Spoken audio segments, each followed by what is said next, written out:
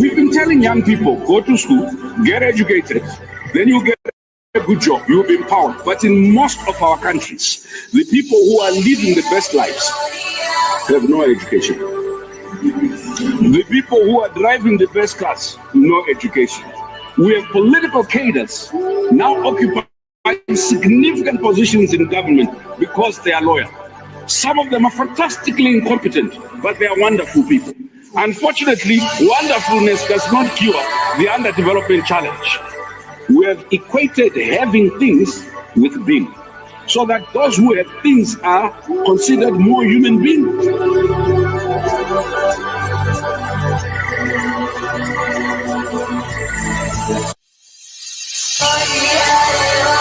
There's a new force of nature at hand, stirring all over the world. They are the young people whom, frankly, we have failed, who are angry, who are organized, who are capable of making a difference. They are a moral army. And the most important thing that we can do for them is to get the hell out of their way.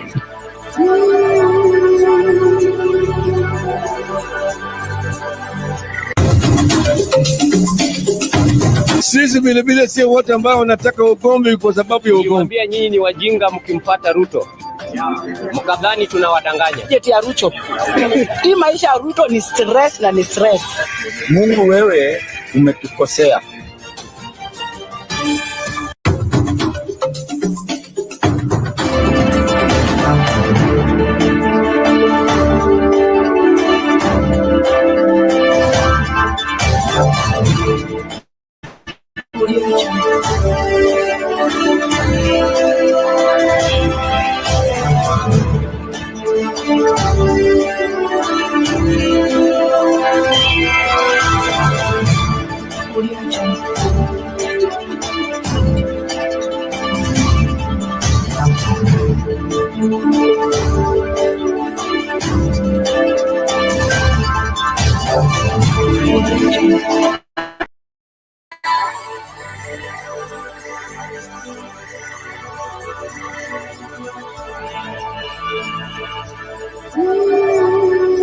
We've been telling young people, go to school, get educated, then you get a good job, you'll be empowered. But in most of our countries, the people who are living the best lives have no education. The people who are driving the best cars, no education. We have political cadres now occupying significant positions in government because they are loyal. Some of them are fantastically incompetent, but they are wonderful people. Unfortunately, wonderfulness does not cure the underdevelopment challenge. We have equated having things with being, so that those who have things are considered more human beings.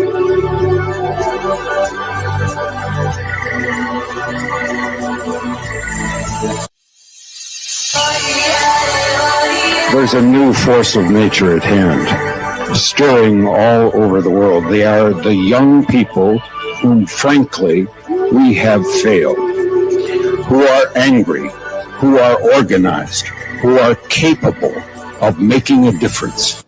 They are a moral army. And the most important thing that we can do for them is to get the hell out of their way.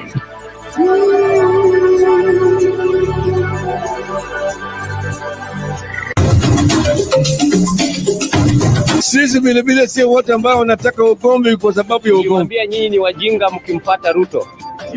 Mkadhani tunawadanganya. Jeti ya Ruto. Hii maisha ya Ruto ni stress na ni stress.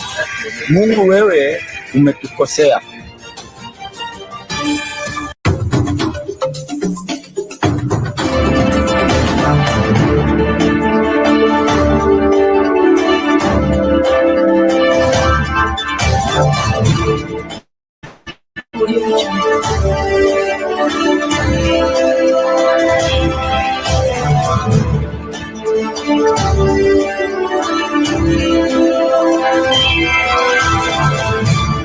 Audio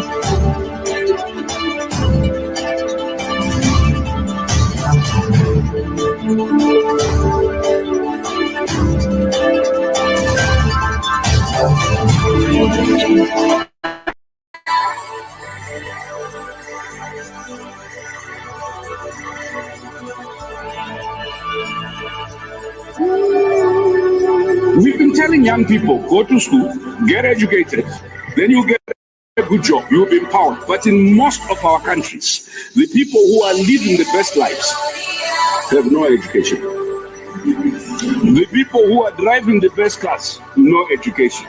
We have political cadres now occupying significant positions in government because they are loyal. Some of them are fantastically incompetent, but they are wonderful people. Unfortunately, wonderfulness does not cure the underdevelopment challenge. We have equated having things with being, so that those who have things are considered more human beings.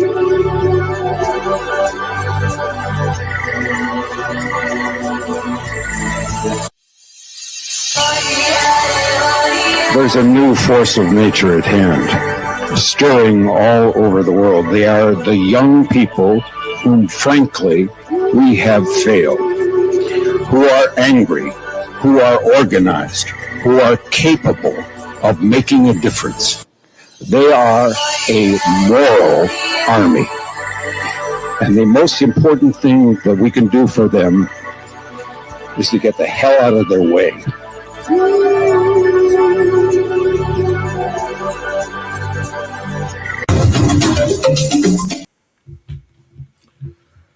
Greetings to you. Thank you so much for making time to join us. This is Sound Candid Talk, open forum political discussion show, the show that gives you an opportunity to air what you feel and think about the latest development on our political front. Well, Kenyans are united in condemning the actions of those that want to deter their political opponents by visiting on church faithfuls with violence, tear gas, and all manner of disruptions. And this is becoming almost a culture which is not so much to be entertained if we want to have a civil society and, of course, a responsible younger generation.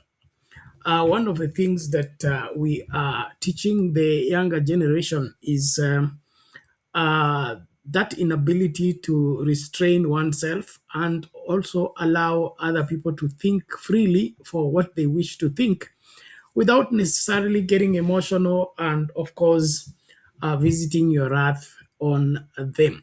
And so these actions that we are taking, whether we are government, political parties, or different members of the society, something serious is out of joint and needs to be fixed in good time.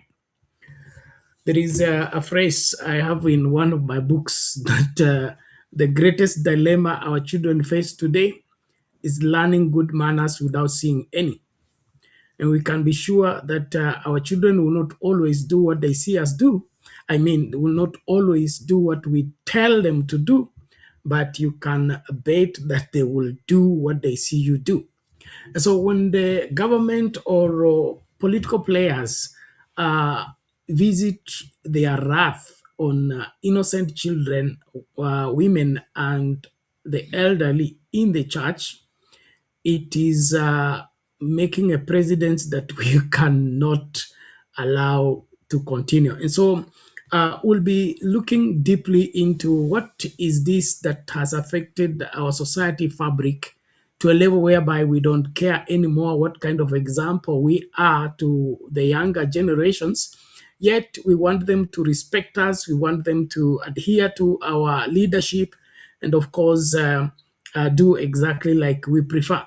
Now, this is something that we cannot ignore anymore. So thank you as you join from wherever you are. We are live on TikTok, we are live on Facebook, as well as YouTube. And we want you, please, to be an extension of what we're doing right here, right where you are, by sharing that link widely, liking the video, and participating in the poll question that I'll be setting shortly. Thank you so much as you join. Please tukamakinike kwa pamoja tunapoangazia masuala haya. We'll also not, of course, ignore what's boiling at the ODM political party. And of course, William Ruto came up today claiming he is the man not to beat, but the man to beat every other man by claiming that this time round is prepared to win the elections with a margin of over 2 to 3 million.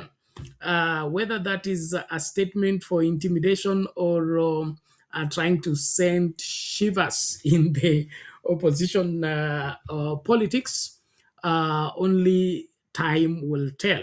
But that is how confident he is about winning the 2027 elections call. Whether that will materialize or not is a wait and see scenario. But why would he be talking like that? And of course, many things have changed and many factors have moved.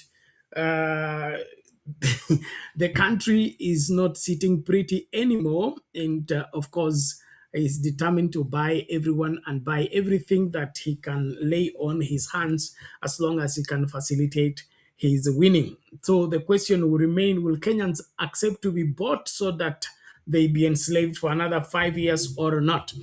And then that is all upon us as Kenyans, because the leadership of this country is not a monopoly of the leaders. It needs to be determined by the members of the public, that is the citizens of the country, constitutionally.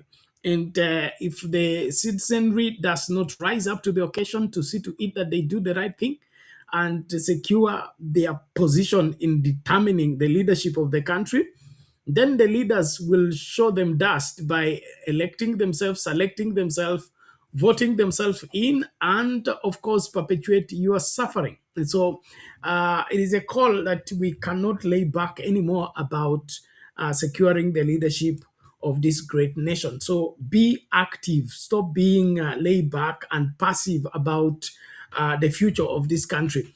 When politicians begin to talk the way they are talking, you know that there is something they are cooking. And if you don't want to be cooked with them, you better be on the right side of history by saying what must be said, doing what must be done, and resisting what must be resisted, accepting only what is valid. And what is valid is not only what is right, but what is right for the majority of the Kenyan people. Well, as we start into this particular conversation, tunakuomba tu tafadhali makinika na hakikisha kwamba wewe ndiye tunayetegemea kukaribisha mwingine ili tukajifunze kwa pamoja. So naomba tukaanze na hayo maoni ya wananchi wanavyoendelea kulaani hicho kitendo cha kuvamia kanisa, kwa sababu anayehudhuria hilo kanisa ama mgeni wa heshima kwa hiyo kanisa atoke kwa chama chako ama anatoka kwa chama ambacho upendi. Kwa hivyo kuna ile kutumia nguvu kwa polisi kufurusha watu ili asipate nafasi ya kufanya ni hutubia wale ambao wamekuja kushiriki ibada. Na hii imekuwa ndio mtindo, na lazima tuanze kuuliza haya maswali na kusema kwamba nchi hii ni yetu sote, na tusipochunga tutaipoteza kwa ujinga tu, kwa sababu hakuna vile unaweza kuwa unagombea kiti ambacho wengi wanapaswa kugombea alafu utake wagombezi wengine wakagombea. Sasa ni nini? Why should you enter competition that you don't want others to compete when the seat is competitive? I thought if we're going for a tournament, it is also important that we play strong teams to show how strong we are. And so why should you be investing so much into cutting other teams to size, and you are not improving on your relations with those that need to support you to be what you ought to be? This reverse approach towards playing political games is not so much, something to be entertained, in my opinion. Well, thank you. Naona nani huyo brother Benson uko TikTok. Naomba mshike doria, karibisha mtu, share hiyo live tukamakinike. Na wale mnaingia studio, link iko kwa comment section. Click on it, allows our app to configure for you the camera as well as the audio. Uje tukazungumze masuala haya kwa kina. Wacha tuanze na huyu ambaye amegadhabishwa sana na swala la polisi kutupatia gas kanisani kwa sababu wanamfurusha nani? Gachagua. Hebu tukasikilize alafu turejee kwa muda mfupi. Nataka kusema hivi. Tumeona ile mambo ambayo ilifanyika kule Nyeri, Odhaya, kwa kanisa. Ni mambo ambayo inashtua sana.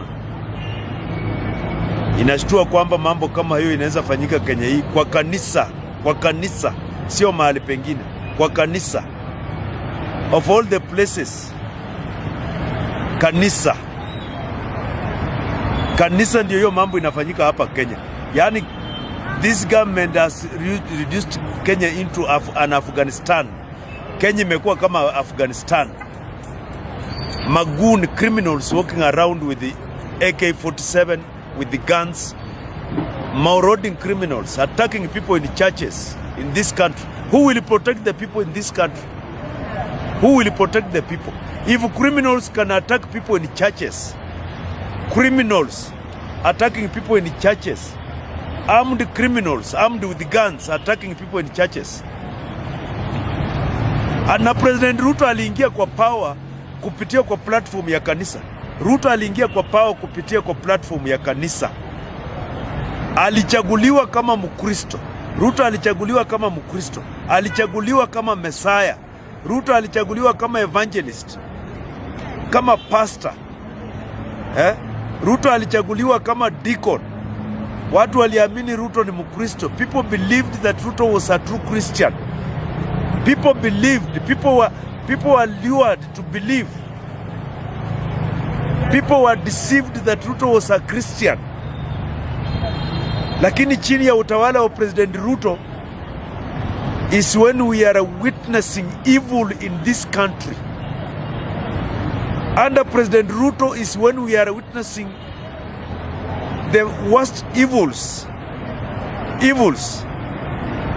Attacking people in churches, tear gassing inside a church where there are children and women, vulnerable people in church, and you throw their tear gas. Under President William Ruto, even Moi was a dictator, but Moi would never have sanctioned the tear gassing of people in a church. Moi, we know Moi, who Moi was, but Moi hangetuma maskari waenda kushambulia kanisa, a holy place, a place that is considered holy. Hata mwizi akitoroka akiingia kanisani, watu wanaachana naye kwanza, hawatamfuata huko. Akitoka ndani ya kanisa ndio wamshike. Why is this government doing this? What is this government fearing? Mbona vita ya Ruto na Gachagua wanaingiza ndani watoto na wamama, innocent children being tear gassed in a church in this country called Kenya, a country which was once a Christian country before Ruto came to power. Before Ruto came to power, Kenya was a Christian country. Before Ruto came to power, Kenya was a country that respected God. Kabla Ruto ashike uongozi, hatamu ya uongozi ya Kenya hii, Kenya ilikuwa nchi ambayo inamheshimu Mungu. Kenya ilikuwa nchi ambayo ni ya Ukristo. Lakini saa hizi hakuna kuheshimu Mungu, hakuna Ukristo, kwa sababu watu wanavamia, majambazi wanavamia mpaka makanisa wakiwa wamejihami kwa bunduki na tear gas, na nia yao ni kuua kwa kanisa, kuua. Why is this government doing this? What is this government fearing? Kama mnataka Gachagua, hakuna njia nyingine mnaweza pata Gachagua. Mumshike, kama kuna makosa mumpeleke kotini. That is what the law says. The law says if somebody has committed a crime, arrest him and arraign him in court. Kama wanatafuta Gachagua, wamtafuta na njia nyingine. Do not go in a church where Gachagua is and tear gas people. It is wrong. It is wrong, Dr. William Ruto. It is wrong. It is a sin to tear gas people in church. Ni dhambi. Ni dhambi, Dr. William Ruto. Ni dhambi kupiga watoto tear gas kanisani. Ni dhambi, Dr. William Ruto. Ni dhambi, inafaa utubu. What you are doing is not good. What this government is doing is not good. Sending armed criminals, a militia, to attack innocent people in churches.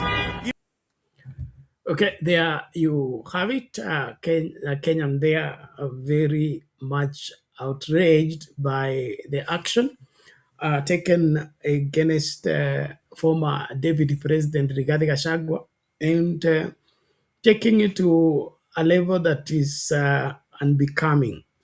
And I believe every right-thinking Kenyan will not support such.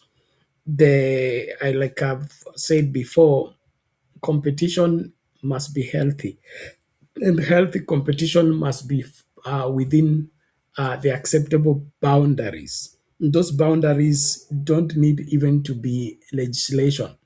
We have natural laws. Natural laws. Even if you're fighting, whoever you're fighting, there's a limit. I'm told that even when there's an outbreak of war, there is still governance. Governance in the sense that you don't kill children, you don't kill women when the war is on. So this aspect of us going overboard with our so-called political persuasion to a level whereby we are not adhering to what should be, in my opinion, it is overstepping, and Kenyans need to come together and say enough is enough. If we want to compete on athletics, we do it quietly. We compete football matches, we do it quietly. Why is political competition turning into a violence, and a violence in unlikely places? Unlikely places is in a church. The church is a place where everybody goes. The elderly, the young, the children, the including lactating children. I mean, lactating mothers with their children. It's a place where you don't even need to protect yourself, because it's a secure, serene place that we go to connect with our spiritual heritage. And so, this aspect of us losing it to a level whereby we are not afraid of sacred places, it is sending a message that should not be ignored by the majority of Kenyans. And so, if the William Ruto administration is so threatened to a level whereby they are taking these drastic measures, then Kenyans need to be very much aware of what they are dealing with and take notes, and then, of course, take caution. One of the sad thing is that even after all this, you will still get Kenyans supporting it or defending it, looking for a way to defend it, and that to me is, you know, what do I call it? That to me is not even ignorance. Okay, it is choosing slavery, deliberately giving oneself to that place of knowing what is right but not doing it. Knowing what is right but not doing it. So I would urge Kenyans all over, let us not play games. There are people, when they are left alone, they will wreak havoc and render this country unable to, to be governed. Because just an example, if now goons are being armed by the law enforcers to go and disrupt a peaceful church service, what happens when now the law enforcers want to stop the goons from doing what they want to do? Or there now rises a fallout. Now there is harmony, there is collaboration, there is harmonious, controlled way of operating where police can hire goons to do evil and then be protected by police. What if there is a fallout between the goons and the police? What are we going to use to contain the situation? So before you engage in any of these things, don't we have some soul searching that really would drive us to a place where we think that this we are starting can evolve into something bigger than us and something that may escalate into monumental proportions that are far-reaching consequences. Have we quickly forgotten the Mungiki issue? The Mungiki issue started as just a militia group, just like the Goons thing, and it escalated. It became an empire, and it took ruthless, senseless, and careless. Most of it was even violation of the law to be able to gap and to be able to contain the Mungiki force. Why can't we take notes and be able to understand that we cannot support evil and not suffer the consequences of the same? If William Ruto wants to be in control of this country, then he should be able to ensure that he governs this country rightly. But empowering the goons and the lawbreakers to go and be supported by the police to break the law, it's inviting what you will not be able to handle. And then, of course, the stakes for the 2027 elections are high, and we are even making them higher. If this is the case, everybody is going to arm themselves. We're going to arm. Somebody sent me something I'll be sharing shortly about a student who went to school and is armed with a knife. Okay, now those are the things that I'm talking about. Armed with a knife, and then of course, fortunately, when they were doing checkup, they discovered he's hiding a knife in his belt. And now the questioning started, and the boy's explanation is that he's being bullied in school. And every time he tells the teacher doesn't do anything. And so he decided he will come to defend himself. And so he armed himself. And so this arming of goons to go and attack people in church and elsewhere is not just ending with that particular service or disrupting that service. It is starting something that we may never be able to contain. Our children are learning from us, and they will go and duplicate it in their school at their level. Can you imagine if every child came with a knife in school? Will teachers be able to run the school? And now we are talking about school-going children.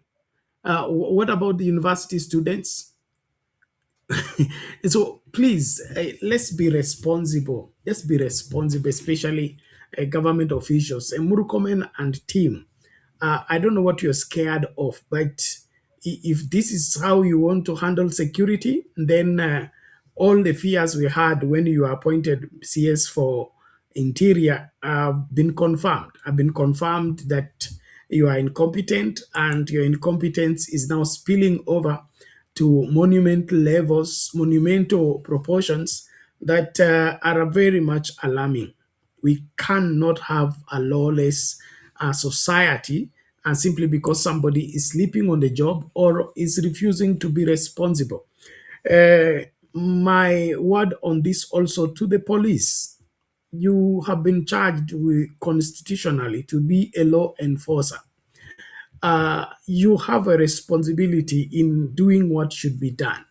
One of the annoying things I hear about the police is that I got orders from above and I'm supposed to carry orders.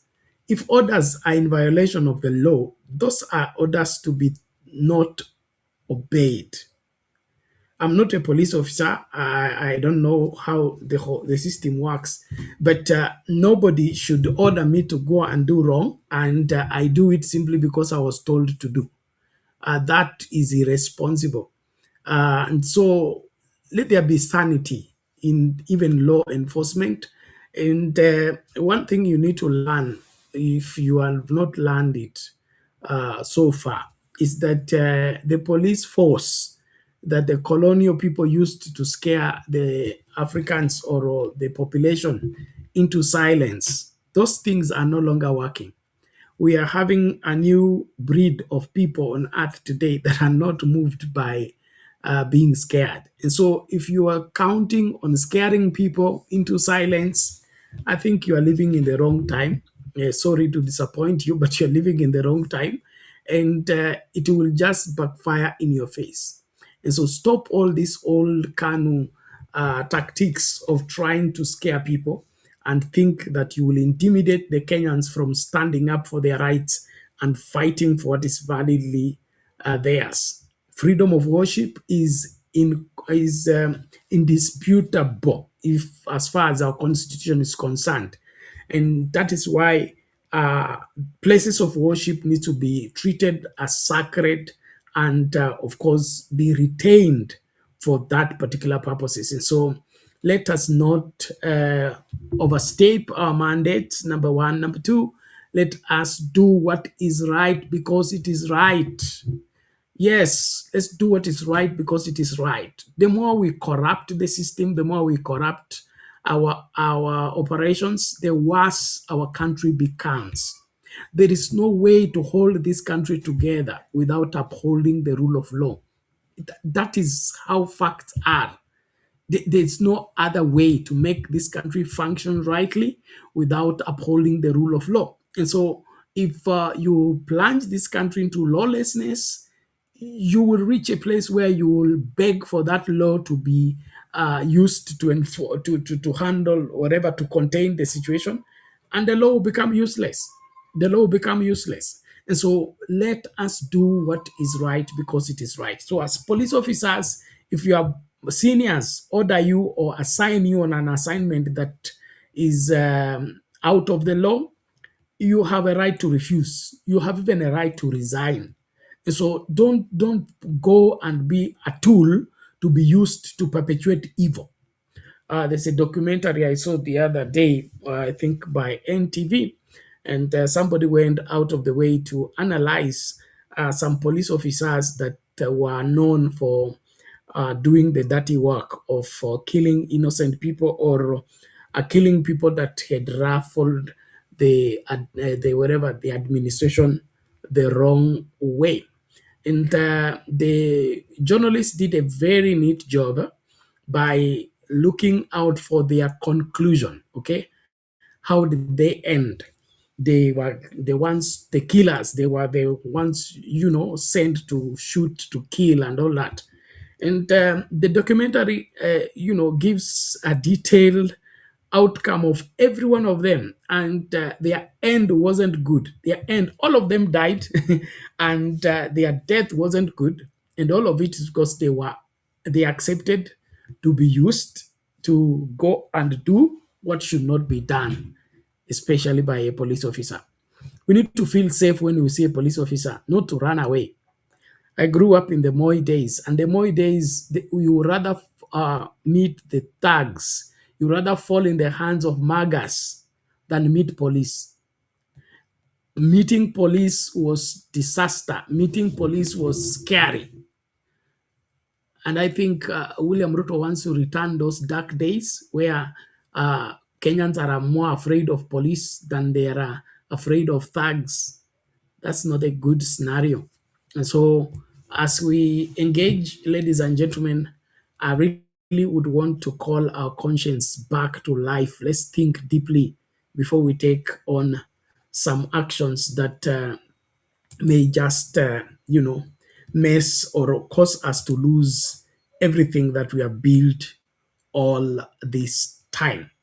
I encourage every one of us to ensure that we are not part of what is wrong, but we are doing what is right. Now, on that same breath, I want to bring some Kenyans. Kenyans, Kenyans are a very special breed of people. So we have the comedians and artists that have come up with a video that I found very interesting about the situation, and I just want to play that so that you are aware that Kenyans are aware that what you're doing and what is being done is not right. And so let's see how this art is coming into play, bringing to life what is at work right now. And of course, please, karibisha mtu, let us get more people to join as we engage.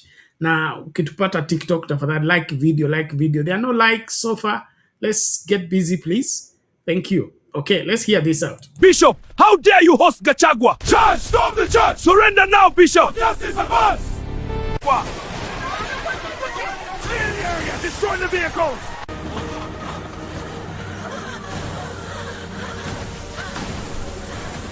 I'm done! Put on! Mission accomplished! Stop! You're under arrest! You'll never catch over the fence! So long, officers! We're investigating what happened. Bishop, how dare you host Gachagua? Church, stop the church! Surrender now, Bishop! Justice of us! What? Clear the area! Destroy the vehicles!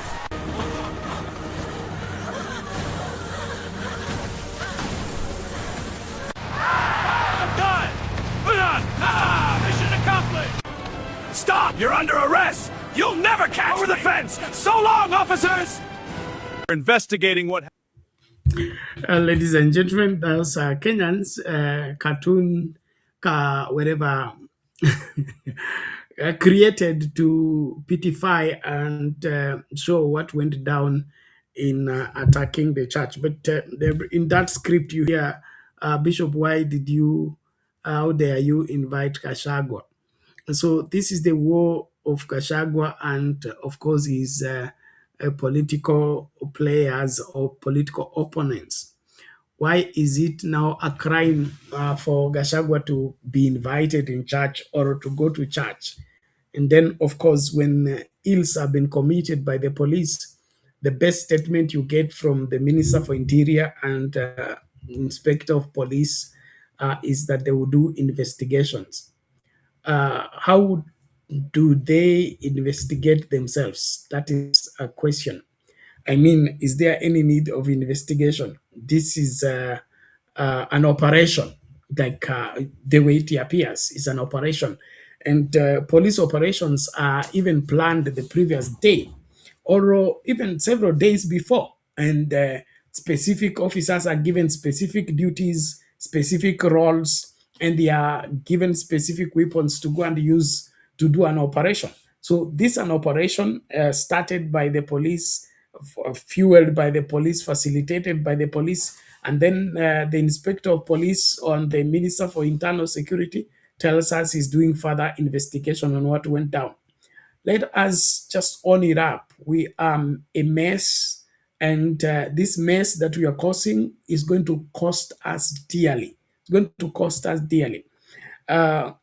One of the things that I believe Kenya doesn't have an appreciation for is because we have never had it so bad that we became desperate on returning law and order. We read it in the newspaper, maybe we see it on television, but we have never gotten ourselves in a place where the law is no longer at work and we don't have whatever, a government in place and everybody's for themselves. I don't want to be part of that. And I don't want to be in a country where I am not sure of my safety simply because somebody wants to choose lawlessness as his culture. And so all political players, and especially law enforcers, let's avoid this by all means. Let's keep off this, because what we are courting is disaster. What we are courting is trouble. And when it finally breaks loose, you know, you'll be the first one to lose your job as a police officer.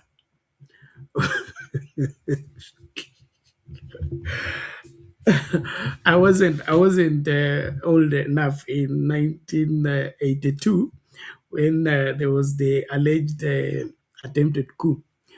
But I think I was old enough to understand what was happening. But the first announcement was when the army declared that they have taken over, is that all the police are now civilians. Hakuna watu wanapoteza kazi haraka kama polisi wakati serikali imeanguka. Sijui kama mnaelewa hii. Mtu wa kwanza kufurushwa, mtu wa kwanza kuwa declared ni raia, ni polisi. Now I'm not saying there is any plot of any coup anywhere, but I am saying the more you refuse to do your role rightly and ensure that the society is built on the right foundation and values, the more you put your job at risk. Wakati wewe unashindwa kufanya kazi yako mpaka unaenda kuchukua magunzi wakutumie kufanya maovu, okay, watumie kufanya maovu, then baadaye unakeuka kwamba unataka kuarrest kwa sababu amevunja sheria. Huo ndio mchezo mnacheza. Huo mchezo mnacheza ni hatari sana, na wa kwanza kulia mtakuwa ninyi, kwa sababu wakati serikali imeanguka na sheria ifanye kazi tena, watu wa kwanza kufutwa kazi ni polisi. Kwa hivyo linda kazi yako, na kulinda kazi yako ni kuhakikisha kwamba unatekeleza majukumu yako ipasavyo. Na kama mkubwa anakulazimisha kufanya yasiyostahili, afadhali ujiuzulu kuliko kukubali kutumika kwa maovu. That's all what I'm saying. There's no need for you being an instrument of crimes or committing crimes while you are in police uniform or you are using police vehicles and all that. And then sasa saa hii ndio mmepata mafuta ya kwenda kuattack watu wakiwa kanisani. Wakati mnaitwa kwa dharura mnasema gari halina mafuta. Hebu tuamke kutoka kwa usingizi wetu na tutekeleze wajibu wetu. And watu wote wanaruhusiwa kwenda kanisa, mpaka majambazi, wezi na wote, prostitute, kila mtu anaruhusiwa kwenda kanisani. Lakini msitumie kanisa kama mahali ambapo mnakwenda kushika wahalifu. Muongoje huko kwao, o ama barabarani, ama kwa political party arenas, not in a church. And if you must arrest somebody from the church, then wait for come attend the church service. After the church service, you have marked the person you need to arrest. Follow the person quietly, whisk him away, and arrest the person with due papers, court order, or whatever accusation you have against the person. But not going to disrupt a whole, solemn service simply because you want to score political points. It's madness. It's madness. So police, mkikubali kutumiwa na wanasiasa vibaya, basi malipo ni hapa hapa tu.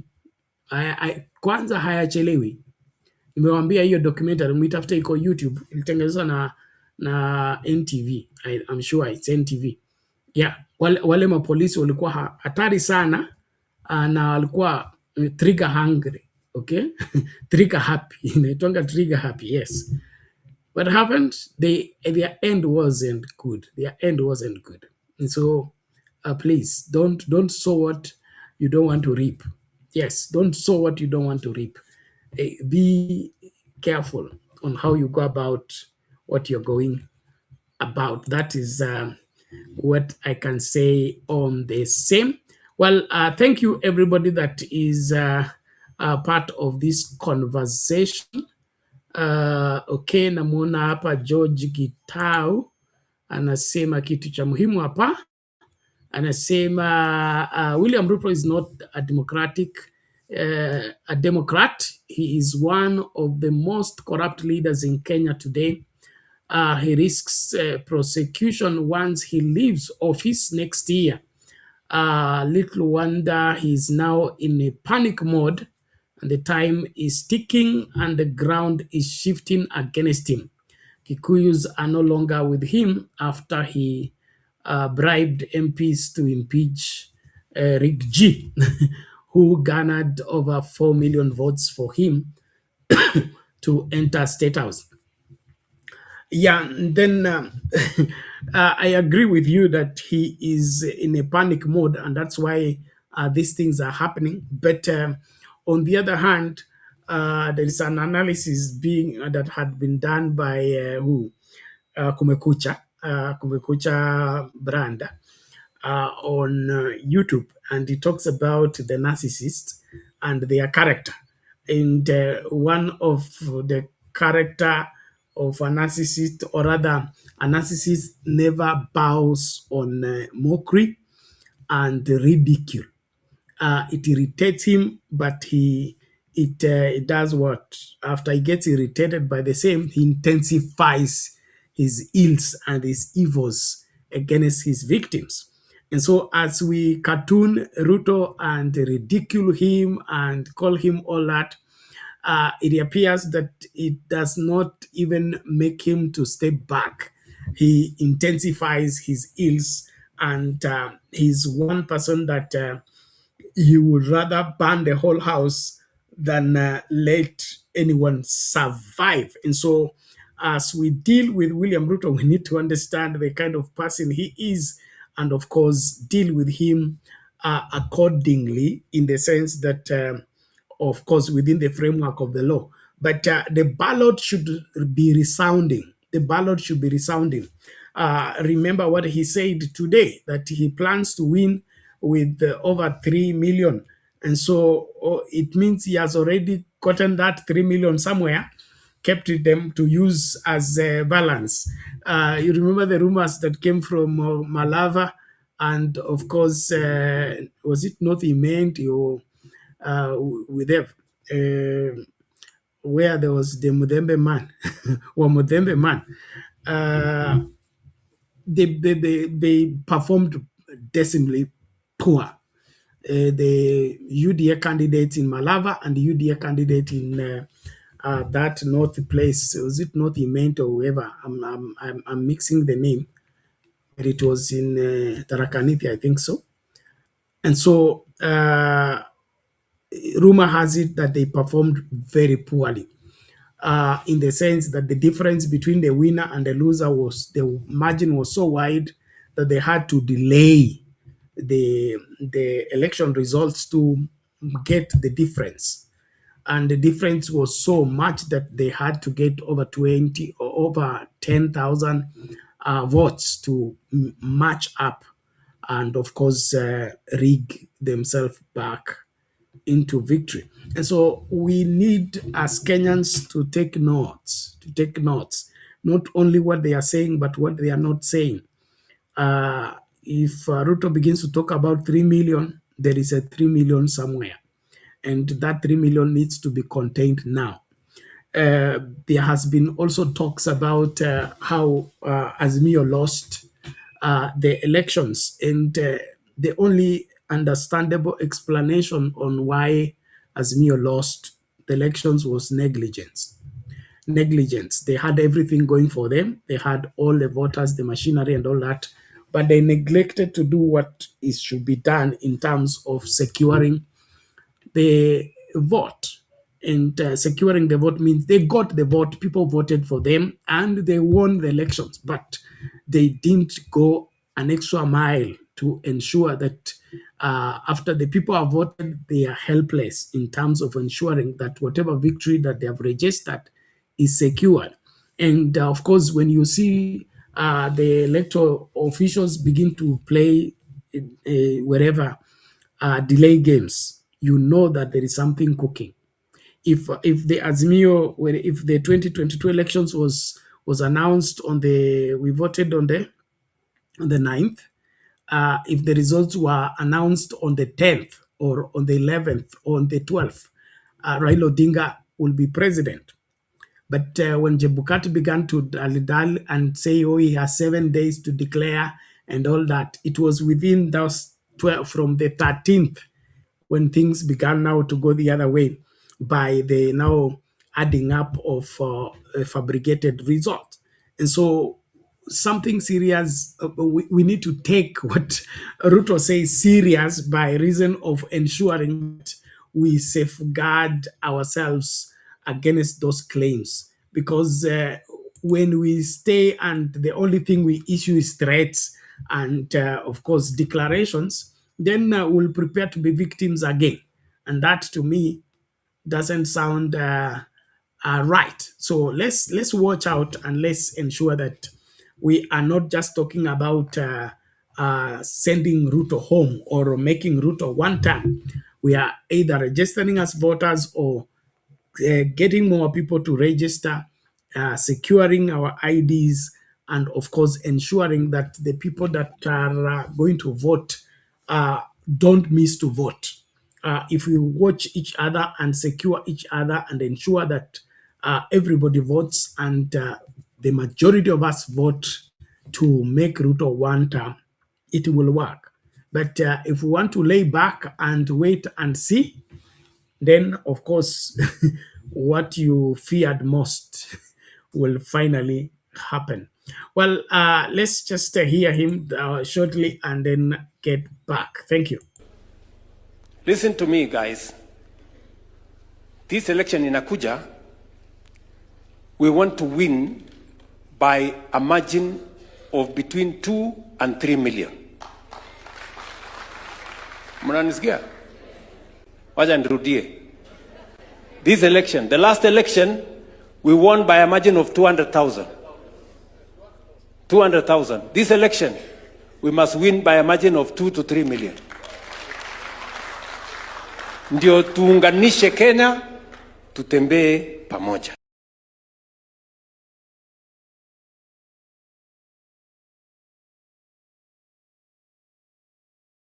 Mheshimiwa umesema hao ni kaya DAP. DAP iko nini?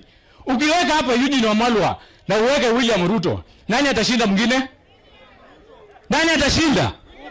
Ukiweka Kalonzo Musyoka penye unaniambia nifuate nibaki huko. Ukiweka huyu Kalonzo hapa na uweke William Ruto, nani atashinda? Mimi nimehama hiyo kumbafu ya DAP, mimi nimeingia kwa chama cha William Samoei Ruto.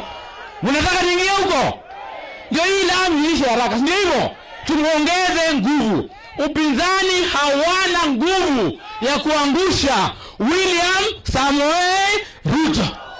Na mimi niko area hii leo, kesho narejesha watu wa kuingia kwa chama. MCA kama unataka kusoma MCA usikuje hapa na shilingi 100. Kama una pesa ukuje nikusaidie pesa. Mheshimiwa umesema hao ni kaya DAP. DAP iko nini? Ukiweka hapa Eugene Wamalwa na uweke William Ruto, nani atashinda mwingine? Nani atashinda? The reason Raila Odinga did not remove Sifuna is because Raila saw himself in Sifuna. That is how Raila used to be. You see, that is a rabble rouser. I mean, Sifuna would have been gone in a week, yes. Okay, sorry for that mix, but you hear William Ruto talking about winning with 2 to 3 million. And then Savula there. Savula was a deputy party leader in DAP, Kenya, and he's currently the deputy governor of Kakamega. And you see they are talking of ameachana le upumbavu wa DAP, yeye amejiunga na chama cha William Ruto. Okay, and then of course he's there recruiting other people to decamp from whatever political party they are in to come to UDA. Because in him, he believes nobody can defeat William Ruto. And so since he wants to be on the winning team, he joins the William Ruto team mapema too, and he surrendered. He doesn't want to compete anymore or fight for right governance. To him, winning is winning, and everything else is immaterial. Now, that is the attitude that is being pushed and the narrative that is being communicated to the minds of Kenyans so that Kenyans can give up on challenging William Ruto and even demanding better standards and better performance from William Ruto. Now, these are the kind of people we need to be aware of. Those that are comfortable with the mediocrity, they are comfortable with bad leadership, they are comfortable with corruption, they are comfortable with everything going wrong. All they care about is to be in government. Now, that's one of the, very heartbreaking realities that everybody is fighting to be in government. And this issue they are calling being in government, this monster they are calling being in government is in my opinion, non-existent, okay? Non-existent in the sense that who has advantage over the other. To be in government means you are the one that won the what won the position to go in the kitchen. That's all.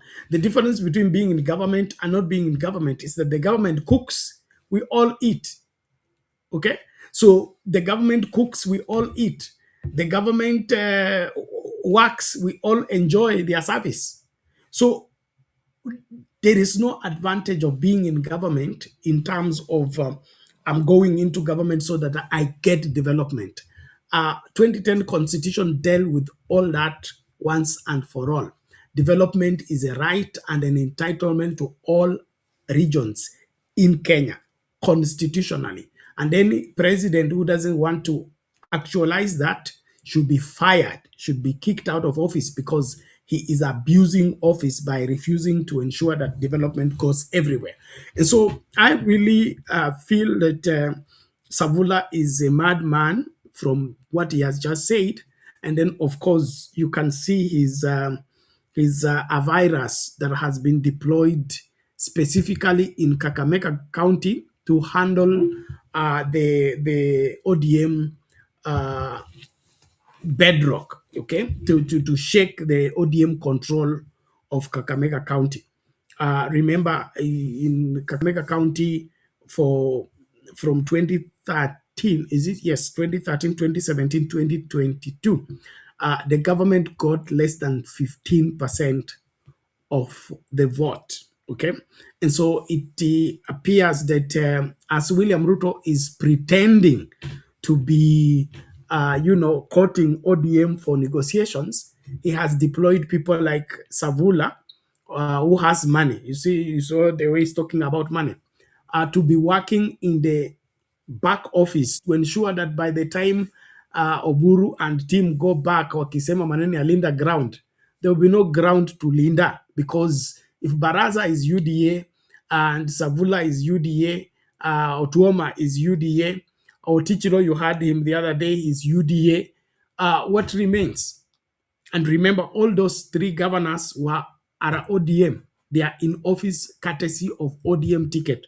Otuoma in Busia, Otichilo in Vihiga, and Baraza in Kakamega. Now, if all of them convert to UDA, the ODM control of Kakamega is lost. ODM control of Western Province is lost. And when that happens, who will be laughing? It's William Ruto. Who will be crying? The ODM fraternity. Because after ODM loses Western, it loses Kisii, then it loses where? The Ma community. It becomes one small thing there that nobody will notice. Okay? It may even end up being an unparliamentary party. That's how bad things look. I don't know whether Oburu and Wanga understand this, that ODM can lose being a parliamentary party. And when that happens, nobody will take interest in ODM anymore. And so if there is any wisdom in remaining in Oburu, Wanga, Junet, and the rest, they need to see this thing for what it is. And that is, William Ruto is not their friend. William Ruto is their competitor, and is competing even in helping them and sponsoring them, giving them those capes. Somebody asked, why is William Ruto adorning himself into yellow with an orange cape? Okay, is in that political statement. He's saying he's UDA, but he's the ruler of ODM. And those are some of the things that the ODMers, genuine ODMers, need to take serious about that entire thing, because the William Ruto influence in the ODM or infiltration of the ODM family is dangerous for the party. It's very dangerous for that party. And from the look of things, ODM will never be the same, not because Baba is dead, but she has sold herself cheaply, allowed their stomach to lead the way, and of course, the outcome is not impressive at all. It's not impressive at all. And so we would encourage that we wake up. And so people like Savula should be ignored, number one. And number two, they need to come to their senses in understanding that there is more to elections than winning, and there is more to election whatever leadership quest than just winning an election. And the reason we fight for leadership is to provide better leadership, not that who can win and who cannot win. And so when we reduce our election competition to who can win and who cannot win, who has put together which communities that are a majority or minority to win, that is where we lose the argument. And in the process, we end up having a thief as the leader, having a robber as a leader, having a corrupt person as a leader. And that's the end of the story. And so I would call on us as Kenyans to shun this cheap politics of being bought over, because hapa ni pesa zinaongea, sio akili, sio kichwa, sio hekima, hata ni pesa zinaongea. Na wakati tunaruhusu pesa kututawala, basi hatuna uhuru tena na hatuna uwezo wa kusimamia haki ya wengi wa Wakenya, na hiyo inauma sana, kwa sababu haki ya Wakenya imeletwa kwa damu nyingi, kwa kupoteza maisha mengi. Hii 2010 constitution haikuandikwa tu kwa sababu inaandikwa. The struggle has been on for ages, and people like Savula, Baraza, and Otuoma and the rest, as they talk right now, they don't envision and look at the 2010 constitution as an important document. To them, the most important thing is to go to State House. One of the other things that is disappointing is Wamchomba. Okay, Wamchomba has been on the forefront, speaking for the people, resisting the Ruto administration, calling the Ruto administration scandalous, okay, and things like that. But today she was in State House, and she's proudly there, and she claims that her own is 3-term and the president is 2-term. And so you beginning to see that the fallen tree, the stem is not far from it. Okay, no matter what they say, what they do should count more, and therefore Kenyans should understand that the politicians are players, and they can play whatever card they want to play. We as the Kenyan people should stand up and say enough is enough. And so what is becoming of our country in terms of the violations and the excesses that are being tolerated is a dangerous game. It's a dangerous game we are playing. Let us stand against what is unacceptable. The moment we accept evil, it takes root, and when it has taken root, it becomes very difficult to override it. It becomes very difficult to correct it. And so let us not entertain and accept things like what Savula is saying there. It's unacceptable, and it should not be entertained. Secondly, William Ruto is going into these elections as a competitor, not as the chairman of IBC, not as the in charge of elections. And so it is wrong for him to begin to claim that he's going to win these elections with 2 to 3 million. Okay, based on what? And so this should serve as a signal in Kenyans appreciating that although we have I in the IEBC, that I in the IEBC is not independent as it is meant to be. And there are some external forces that are calling shots in the IEBC. And if we are not vigilant, we may be victims again, just like we have been a victim 2013, 2017, 2022.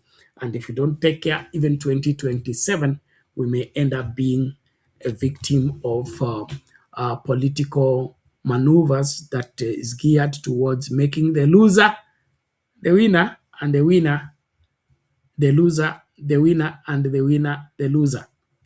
A very sad reality, but we have lived with it all along. And so it is not a wonder when it happens again. My question is, will we let it happen again? Are we ready to run that risk again? Let's wake up and do the right thing. Well, thank you as you join. Thank you so much for the likes. Asanteni sana. Tafadhali to like video and then to participate. Comment yako pia tunasoma hapa. And then of course link ya kutumia kuingia studio, wale ambao mnaingia studio. Sijui msimamo kwa wapi na Ondumani na mzee Jakindube.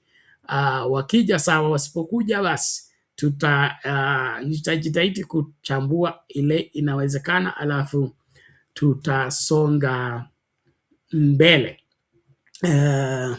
So there is that Savula thing with the which needs to be avoided by all means. Now, I want us to change a bit. We'll come back to politics later. There is something that has been called out that needs us to attend to, and is the quality of education that is being dispensed in our institutions of learning. There is some literacy report card here that I ran into that is very disturbing. So let's just hear it out and then say one or two things about the same. Well, still on education matters, a new national education report has raised concerns about what Kenyan children are actually learning in school. The Foundational Literacy and Numeracy Assessment 2025 by Usawa Agenda shows that while more children are enrolling in school and literacy levels are improving, basic numeracy skills are stagnating. According to the report, 3 in every 10 grade 6 learners cannot solve a grade 3 mathematics problem despite having progressed through the curriculum. The assessment also highlights persistent regional inequalities. Arid and semi-arid land counties account for the highest number of out-of-school children nationally, while learners in refugee community schools significantly underperform their peers in both literacy and numeracy when compared to public and private schools. Children living with disabilities face even greater barriers. Nationally, 19 out of every 100 school-age children with disabilities are out of school. Now, among children with mental disabilities, 34 out of 100 are not enrolled, while 12 out of 100 have never enrolled in school at all. The report further shows that 1 in every 4 children with speech impairment drops out of school after enrollment, pointing to gaps in support systems within schools. However, the report shows progress in areas to education, with 94 out of every 100 school-age children in Kenya now enrolled in school. Well, still on education matters. Okay, there you have it. Although we have more children in school, those that have gone through school and cannot perform to their level are increasing, and that speaks volumes. If there is one expense that is proving to be higher into the pockets of Kenyans, is education. We're spending time, money, energy to ensure that our children are educated. But now, after paying all that, they go to school, and the training being given there or the teaching that is taking place there is not commensurate to the demands that are being leveled to the parents. So what will make a child in grade 6 not be able to do a mathematical problem of grade 3? I mean, why should that be the case in the first place? And it's not a small figure. And so what's happening here is a sheer manifestation of one, negligence, two, we are not serious about education anymore as a country. We're not. I think we gave up as far as believing that education is the key to success, and education is the greatest inheritance for our children. Our parents believed in that, and our parents practiced that. But it appears that today's parents don't believe that education is an important investment and an important asset as far as upbringing of our children is concerned. We now treat education as optional. And this is not sitting well. This is not sitting well because it's a time bomb. One of the worst things that will happen to this country is when we'll have a semi-literate person as president. And from the look of things, you're going to end up there. We're going to have a semi-literate person as president not long from now. And that is because of what? We are playing with how we are handling children as they go through school. My high school principal, Mr. Washira, used to say as an invite to, or rather a welcome speech to the Form 1s. He said, you have entered the school and you admitted either Form 1A, Form 1B, or Form 1C. And from there, you will be going through Form 2A, Form 2B, and all that. Then you will leave in Form 4S or Form 4T or Form 4A. And says, as you'll be going through these classes, please allow the classes to go through you. It appears that people are going through classes, but classes are not going through them. And that is a very serious reality, that a grade 6 child cannot handle a grade 3 mathematics problem.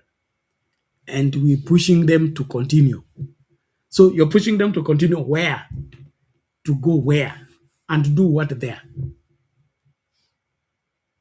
That's why I miss the old-time teachers. My lower primary teacher, I still remember his name, Mr. Mahindo.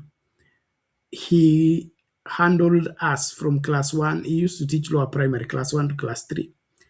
And of course, he will take charge of the whole class. Even if we are 6 of us in a class, he will handle all of us. And he was responsible. One, he knew every child in that class. And not only knowing them, knowing their parent and knowing their capacity. And so the first thing when he takes over the class is to give an exam and to find out the strength of each and every student. And he will go out of his way. The moment he finds that this student is weak in this and this is weak in this, and he will group them together. We used to call them backward readers. That was his nickname. And so they will be ramped up in one corner of the class, their desk. And then the sharp students like us were sitting in the front. And so Mr. Mahindo will come to class and explain the mathematical matter, teach, give examples, and then give us assignment.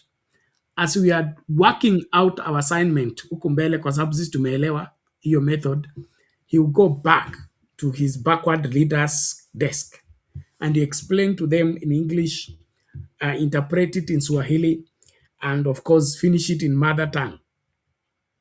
Until those backward readers will move from backward readers to front readers.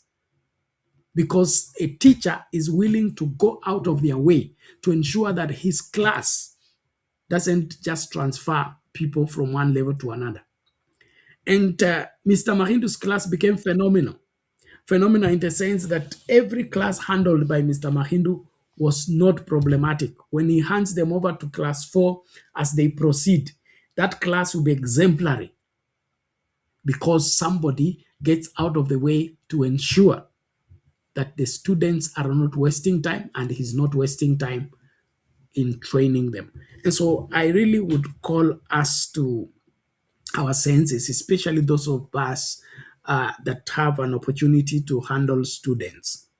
I'm talking in terms of the people in the church and of course those running school. And in one way, you have a way of interacting with students.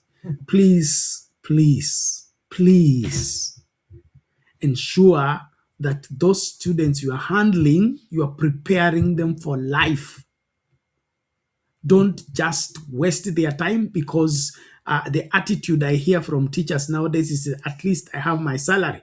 It's your parents that paid the school fees. If you don't learn, it's your problem. Now, that is not an attitude that is going to raise champion. That's not an attitude that's going to raise, prime ministers and presidents from your hands. Be a teacher from the heart. Be a teacher from your essence. And a teacher from their calling are people that go out of the way to ensure that their students are handled rightly. So tuache hii mchezo ya kucheza na masomo, na kama masomo ni ya muhimu, tupatie huo umuhimu na tuhakikishe kwamba inafanyika ipasavyo. Don't be a teacher that derails the children, wastes their time, and of course, hands them over to the next class without caring. Now that we have different, what is it called? System of education, the CBC. Things must be done rightly. It pains that a grade 6 child cannot handle grade 3 mathematics problem. Like we saw schools celebrating that they passed exam. From where I sit, the KCSE exam was failed. Was failed decently, badly. If Mr. Muhwana, my primary school deputy, is told that only 29% passed and the rest failed, he will kill us. He will kill us in that class. And so we cannot have 900,000 people sitting for exam and only 200,000 succeed to go to the university. And you tell us we are running education. We are not running education. We are playing games. And these people we are offloading into the society without educating them properly.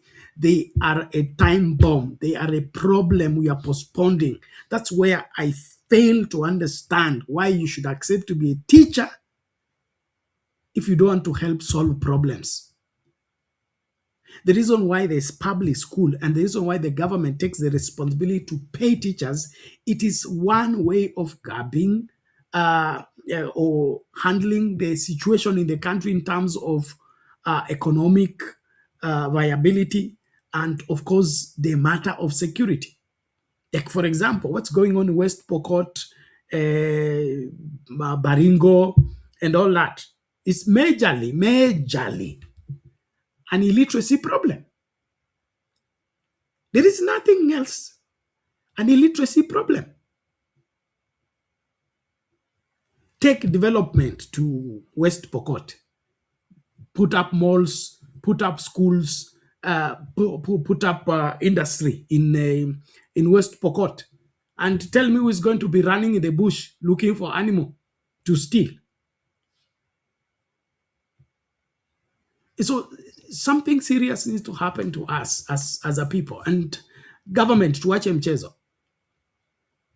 If only 30% makes to the university, when over 900 of that is terrible. And then we dance around it 1 week, we celebrate, we say congratulations, and forget the whole thing. We are not forgetting this who got in.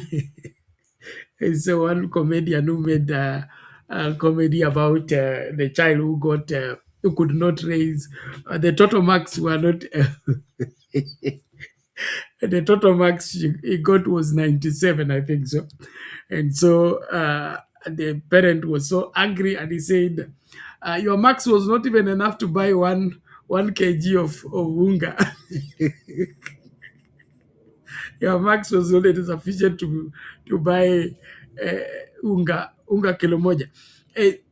What I'm saying is, let's not joke with the education, for heaven's sake. It's the greatest asset you can give out to your children, and it's the greatest investment that the country can ever make. and if we are indeed about transforming this country and making it what Ruto is calling first world, we must not joke with education. So it's not about going to Singapore, the road to Singapore. It's madness to talk like that. We should see Singapore in our classrooms, Singapore in our hospital beds. Yes, we should see Singapore in our transport sector. When we see machinery put in place, policies put in place that are geared towards in the next 10 years, our level of literacy should have reached this place. Capability, our level of industrialization should have reached this place. If you give me that roadmap, I will hear your Singapore story.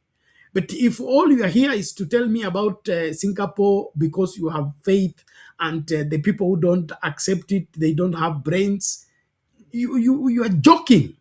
You are joking. And so I really would want that everyone takes charge in ensuring that we don't joke around with education.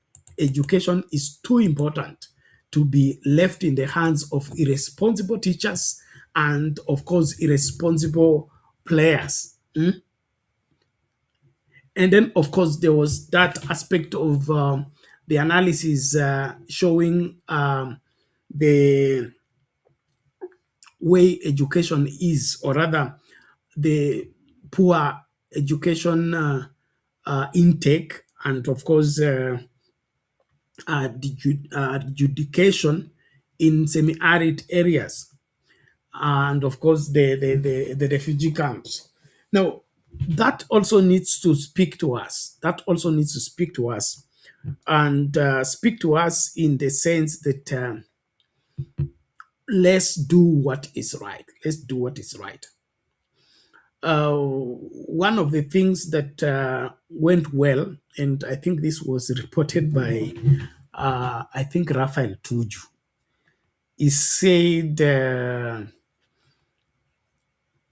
he blames the low level of education in, I think he was talking about Coast Province, and he says he places the whole blame on the church. And so we wondered why church, and says the first church was established in somewhere Rabbi in Coast. He says, but if you trace the level of literacy and the level of enlightenment and the level of schools, there is no way it can be separated from the church and its evangelism.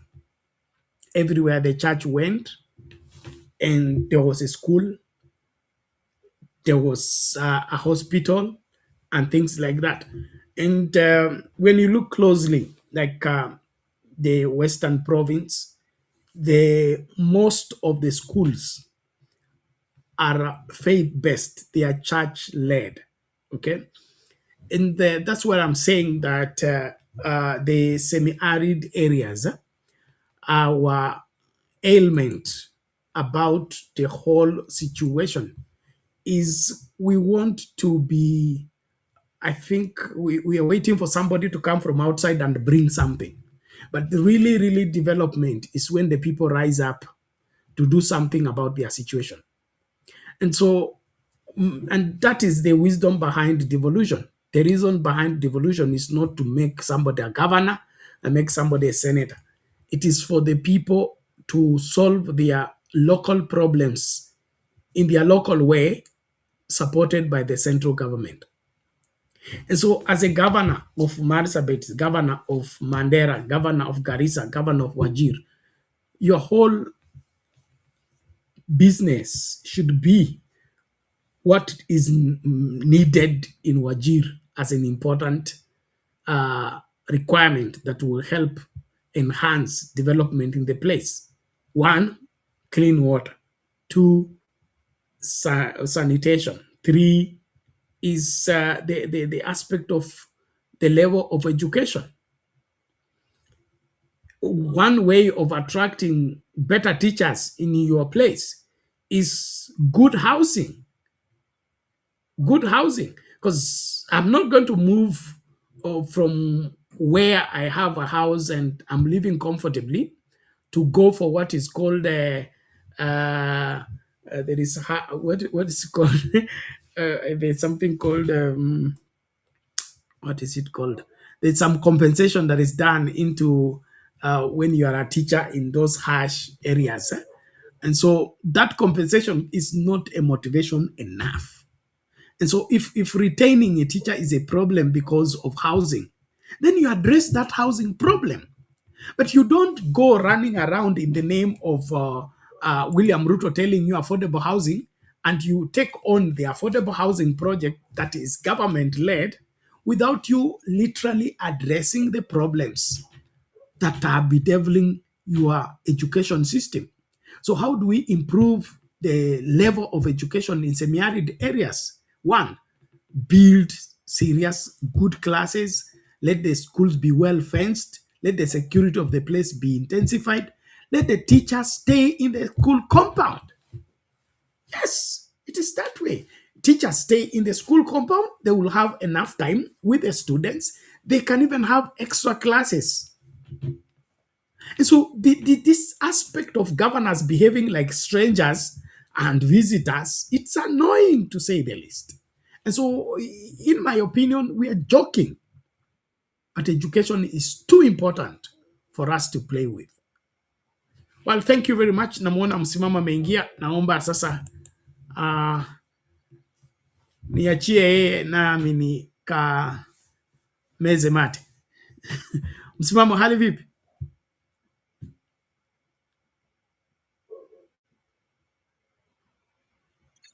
Ndugu yangu bwana, salama kabisa, tunamshukuru Mungu. Unajua natoka kubanwa mahali ingine pia nikapiga domo hivyo hivyo, si unajua msimamo kwa domo haswa kipindi hiki, lakini kaona pia msende kulifumba jicho kwa sababu kakaangu naye yupo, japo nimpe kidogo kampani hapa, asijihisi kwamba yuko peke yake, ajua yuko bado na ndugu yake wa mbavuni, haswa msimamo hapa. Asante sana, karibu.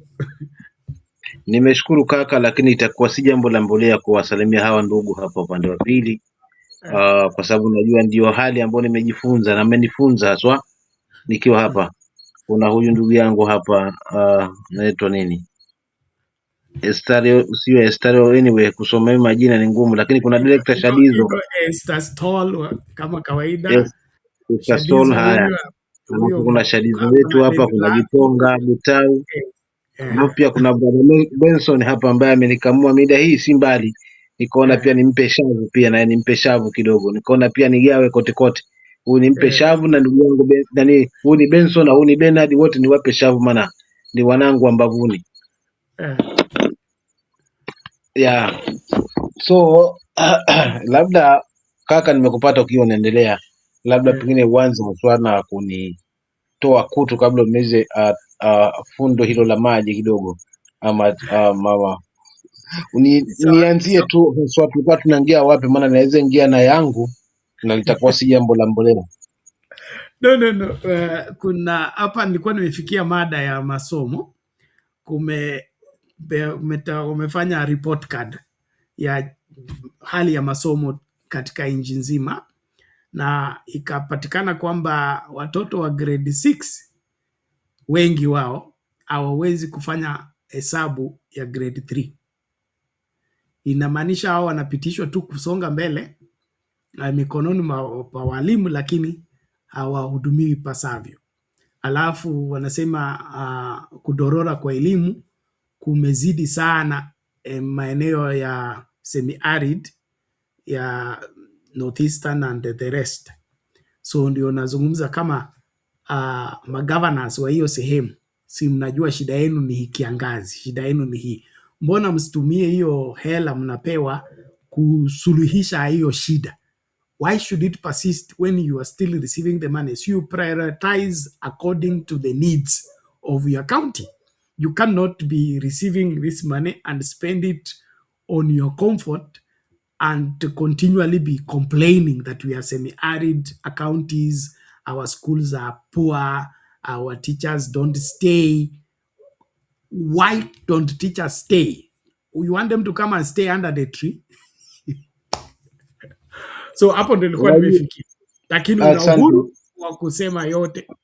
kulingana na Asante vile kaka, asante ndugu yangu haswa kwa haya masomo umezigonga ndipo. Unajua turudi haswa katika sisi akina msimamo ambao tulisoma wakati ule wa Nyayo.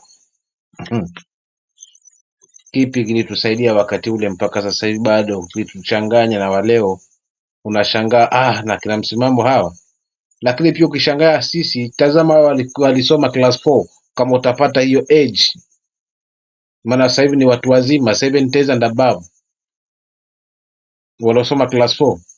Unaweza zungumza naye hapa tena akakupigia kizungu kingine hujawahi kukiona maishani, na ni class 4 wakati huo.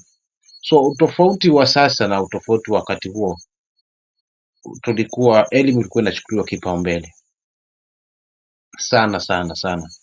Bado ile kwamba ilikuwa ni ajenda, lazima watu wetu waondokane katika ujinga, maana ndio mambo ambayo manne waasisi wa hili taifa waliatilia pondo zaidi. Swala moja ya hayo waliotulia pondo ni hili swala la elimu, ili watu waondokane katika ujinga. Sasa wakati huo kwa kweli haswa masomo yalikuwa yanachukuliwa haswa muhimu sana sana, na umuhimu ni hivi, huwezi songa kiasi cha mbele kama hujafanya vizuri. Kwa hiyo ni bora ukae hapo. Mimi nishawahi kuwapiku jamaa na nikaenda second school, lakini wao wengine walitoka videvu wako pale pale shule, na mzazi hamruhusu mpaka hakikisha amefanya vizuri ndio aende class nyingine. Nowadays ni tofauti, hakuna hilo. Umeanguka wewe, nenda hiyo, utajua wewe mwenyewe na mzazi wako. Hizo ni pesa za mzazi wako, unachoma pesa za mzazi wako. Ile kwamba mwalimu anapewa mafunzo, wanafuata ile mafunzo wanaopewa haswa kuweza kuwahandle watoto vizuri, hakuna tena siku hizi. Lakini pia na sisi wazazi pia nasi tunachangia vile vile kwa kutoiweka elimu mbele kama awali. Kwa hiyo ndo tofauti ambayo naweza nikasema kwa nini hawa watoto wa class 6 hesabu class 3 na washinda, ni kwa sababu ya hilo kwamba wamesukumwa tu yaishe, watu watangeze mishahara yao mwisho wa mwezi.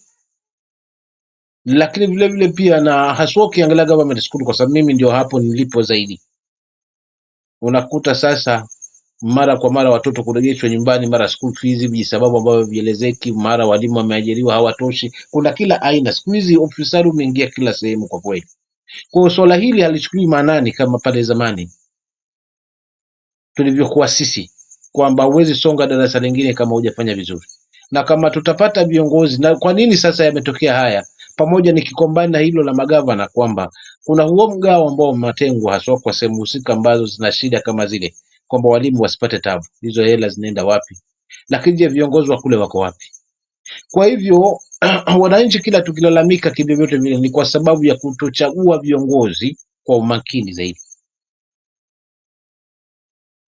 Labda tunakimbia kwa huu mfumo ambao umekuja sasa hivi, kwamba ili ikija kutueleza ili tukupe sikio, lazima kwanza tukuangalia umejibebaje mfukoni, ndio tupate nafasi ya kuweza kukaa. Maana tukikuacha tu wewe utatimka nazo, alafu itakuwa si jambo la mbolea. Mwisho wa siku tunajipata hapa na magumu. Kwa hiyo wanaonyima haya maendeleo haswa, na wanaonyima watoto kwa viongozi husika, kama ulivyotangulia kusema kwamba wanajua shida za watu wao ni nini, lakini kwa kuzipa mgongo na kuongozwa na tamaa za tumbo lao, tunakuta kwamba hali ndio inazidi kuwa tete zaidi. Halina tofauti tu na hile ambayo tunalishuhudia sasa hivi, kwamba kuna uongozi lakini unaipa mgongo katiba. Umeshadia leo wewe Benson, nani ndugu yangu Ben, kwamba watu wameitwa pale kuweza kuona kwamba kuonyeshwa kwamba uweni ODM yenu, lakini ODM yangu imejaa pomoni. Na cha ajabu waliojaza hata hao wana ODM pia wamebandikwa yellow, wana NC yellow, wana CU Jubilee, kila mtu amebandikwa yellow. Sasa hapa utazijua kwamba hawa ni, unajua ni unawaambia ambao wamepanga yake na hakuna cha kupinga. Jamani, kikatiba kwa kweli ukiangalia ni sawa haswa, lakini kwa sababu niko na nguvu, I can do whatever I can do. Katiba si lolote kwangu, katiba ni mtoto kwangu. Katiba naweza ikanyagia haswa na kaikunja kulingana kwamba, so haya ndio mapungufu ambayo tunayashuhudia, kwamba tukiwa na uongozi mbovu tutegemee vitu vibovu na mipangilio mibovu, na mwisho wa siku kusambarika kwa haswa aidha kwa eneo fulani ama kwa taifa husika. Tukishangaa na haya ambayo tukiangalia haya yaliyotokea jana ya Gachagua, ambayo pale ndani kuna watoto wadogo, kuna wamama, kuna everybody yuko pale, lakini eti hili kalipanga yeye mwenyewe binafsi. Mimi kwa kweli, ndugu yangu Ben, haliniingia akilini, kwa sababu hawezi panga mara 4 ndani ya taifa ambalo lina waziri wa usalama, ndani ya waziri ambalo lina tume ambazo zinasimamia na masuala kama hayo, kuna tume za uchunguzi. Kama kweli huwa anapanga haya matokeo yote anayapanga, mbona mkono wa sheria usifanye kazi yake? Sheria tumeziwekewa nini? Haukamzi anafanyika haya, then mnatukua kwamba mnakuja kwa mwananchi kwamba msibabaishwe na yale hayo ya kupanga aje.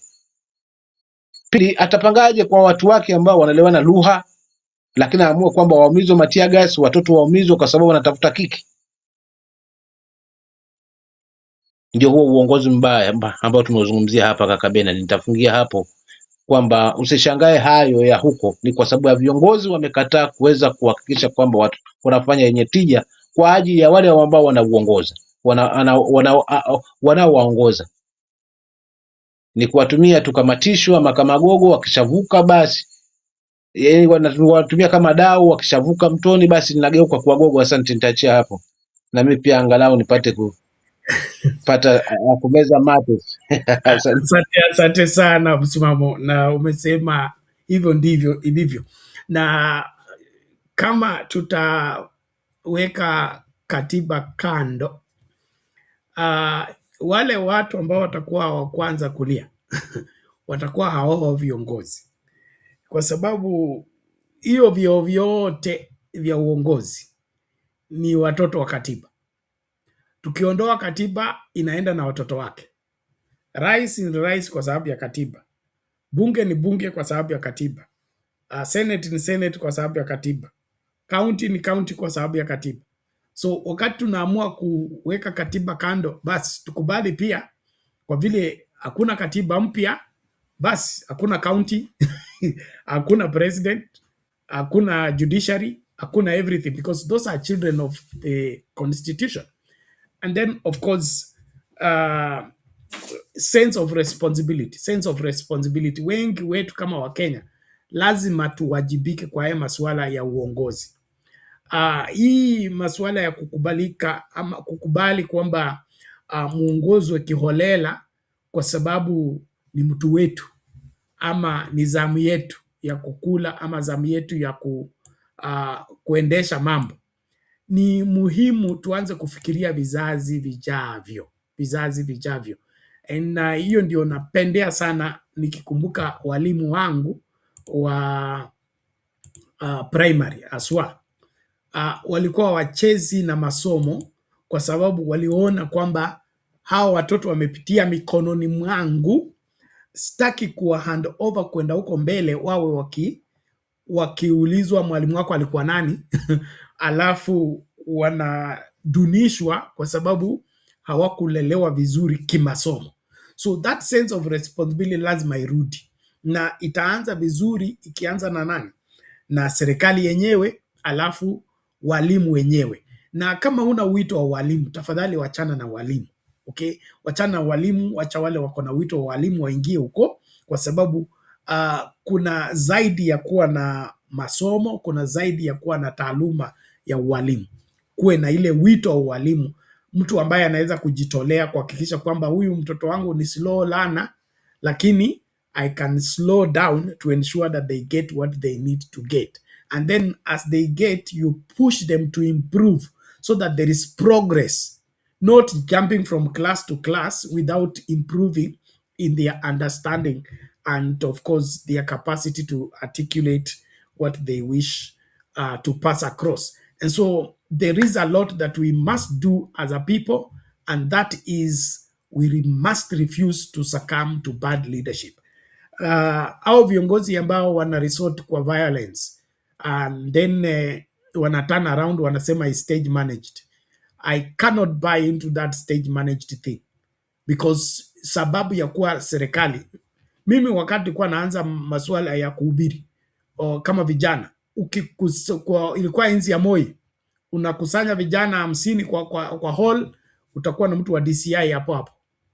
Aidha kando kwa dirisha anasikiliza, ama ameingia hapo ndani anakaa huko nyuma, angalia unapanga nini, unaambia vijana nini, unawamezesha nini, how are you radicalizing them. So hakuna vile Gachagua atapanga ataenda kanisa fulani siku fulani na amepanga kwenda ku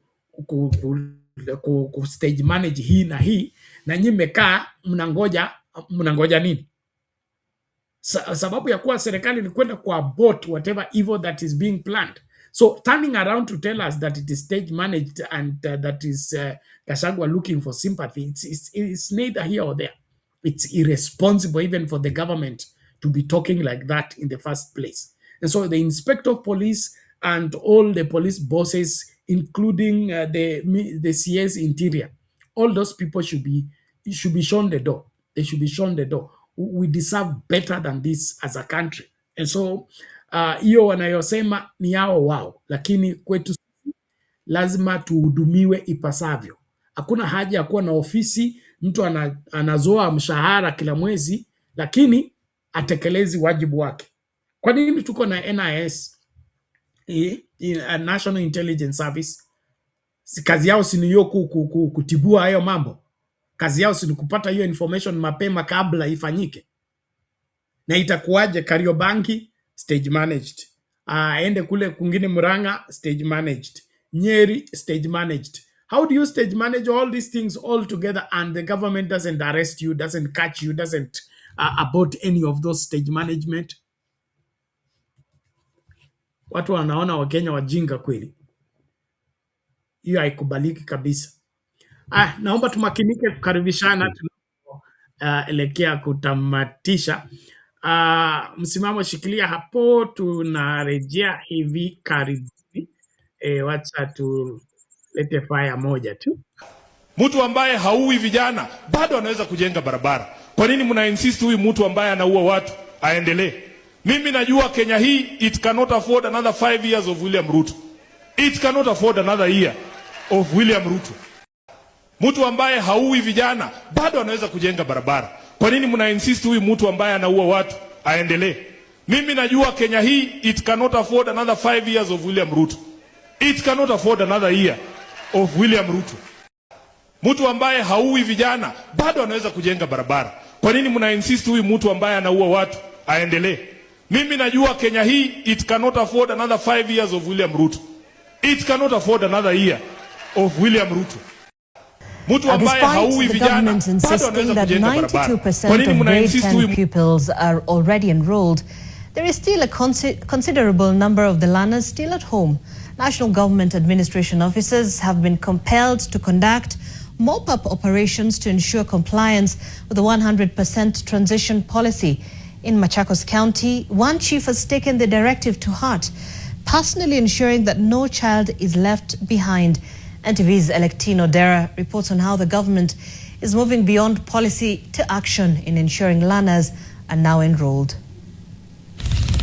In voter location deep in Machakos County, the government's push for 100% transition from junior to senior secondary school has come face to face with harsh economic reality.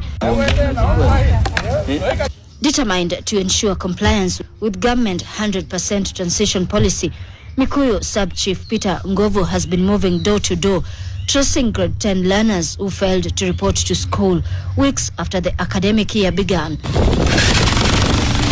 7 learners were Monday admitted to Voter Senior School following the mop-up exercise led by the Sub-Chief and village elders. Kumekuwa na changamoto ya wanafunzi kutransit ama kutoka grade 9 hadi grade 10 kwa sababu ya changamoto kwamba hakukunyesha na kumekuwa na shida ya fedha na hasa chakula na njaa. Kwa hivyo watoto wengi wamekuwa wapati chakula cha kila siku. That is the basic need ya chakula cha jioni, asubuhi. Marafiki wetu washaenda shule, sisi tuko kutu nyumbani tunaumia. Kini unapatana na wanakuuliza utaenda lini, tunawaambia utakuja tu. Most of the children come from extremely humble backgrounds. Some are being raised by single parents, while others could only afford uniforms, but not transport, bedding, or other basic school requirements. Nilikuwa nimeitwa nikang'oe nini, nilikuwa naenda kung'oa kuni tu huko, lakini siwezi. Najua mimi ni wa operation, watoto wangu wote, lakini nilikuwa naenda kung'ang'ana tu, sikuisha nipate chenye nitapata tu. Kuinji unakaa kutuja watoto wakiwa shule, unapata una stress watoto wakisoma, wewe hauendi shule, huna kitu ya kufanya, unapata tu unakaa tu huku tu. At nearby market centers, parents admit they are hopeful but helpless. Government statistics show that while 92% of grade 10 learners are already in school, the remaining 8%, mostly from marginalized and low-income households, are the hardest to reach.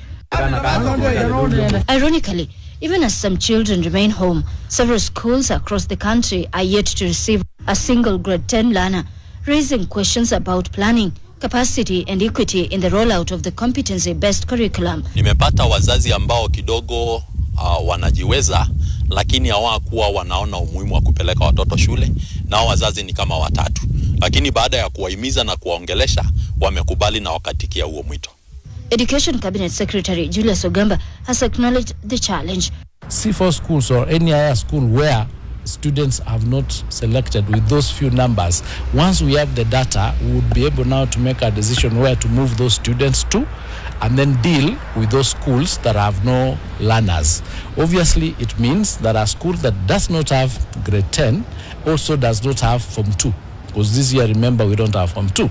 That means they only have Form 3 and Form 4. So we'll work together with TSC to rationalize that space, and we are doing the analysis. We've extended the final week for enrollment is this week.